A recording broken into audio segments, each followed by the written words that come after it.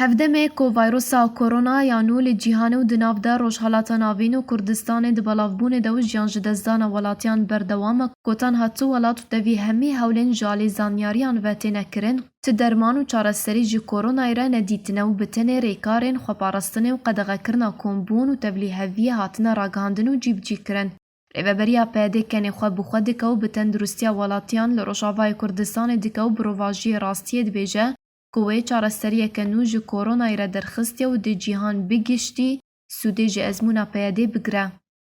Serokê Hevbeşiyê Desteya Tendurustiyê di rêveberiya PYD de an ku rêveberiya xweser ya Bakur û Rojhilatê Sûriyê wekû bi nav dikin, Pizîşk Ciwan Mustafa Rojaînê 20 Adara 2020 di Kongrekî Rojnamevanî de li hola konferansan ya Odaya Peywendiyên Derve li Qamişlo ragihand ku desteya wan ya tendurustiyê wekû yekem car li ser asta cîhanê gihiştiye vetîtineke pizîşkî nû an ku kîtekê dikare piştgirîna vîrusa koronayê li ba mirov di sî çirkeyê de destnîşan bike û ezmûnên dîtina wan yên destpêkî li nexweşxaneya Wuhan li Çînê bi ser ketine û di hemî welatên cîhanê peşdarî wê bi destveanîna pizîşkî ji bo jinavbirina vîrusa korona bikin û bi alîkariya Kolêja Pês ya Swêdî li wan belav bikin. هذا الاختبار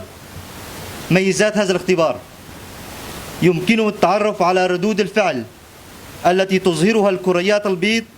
تجاه دخول أي جسم غريب إلى داخل جسم الإنسان، ولا يحتوي على أي مواد كيميائية مضرة بالإنسان، ولا يتأثر بالظروف الجوية، بمعنى آخر أنه آمن. السادة والسيدات المحترمون، أبناء شعبنا السوري وأخواننا في الإنسانية، اليوم ومن خلال هذا الإعلان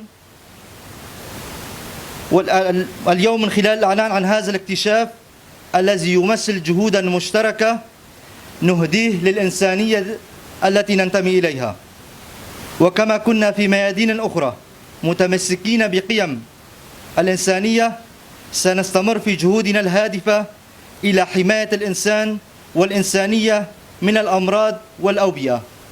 راگهاندنا rêveberiya PYD bi vedîtineka wisa ku dûr ji rastiyê ye, bi wecihê nerazîbûn û dilgiraniya hejmarek berfireh ji pizîşk û pispor û çalekvanan di malperên civakî de û bi dere û xepandina welatiyan li Rojavayê Kurdistanê û cîhanê pesend dan û bi wecihê pêkenîna wan.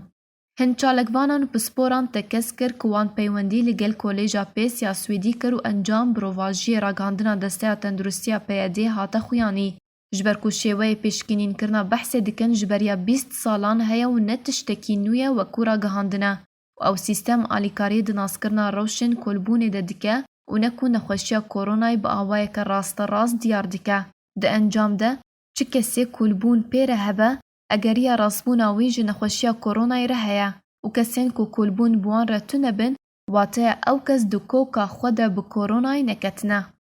Jêderan te kes kir ku Kolêja Swêdî bi tenê mûleta berhemênana piştgirînê daye desthelata PYD û li gorî wê dikare sîstema piştgirînê saz bike wekû mafekî zagonî. Lê ew ne aliyê ev şêweyê piştgirînê dîtiye wekû iddia dike û gotin zelalî û peywendiya berdewam û rastaqîn bi welatiyan re û pêşkêşkirina zanyariyan wekû xwe di vê rewşa metirsîdar de ya herî baş e ne ku zanyariyên nerast belav bikin û ji şêwe bixin û ev yek nerîna piraniya welatiyên Rojavayê Kurdistanê û rewşenbîr û şirovekar û çalekvanên wê bû ku divê PYD bi berpirsayetî nîzî pirsên wisa bibe.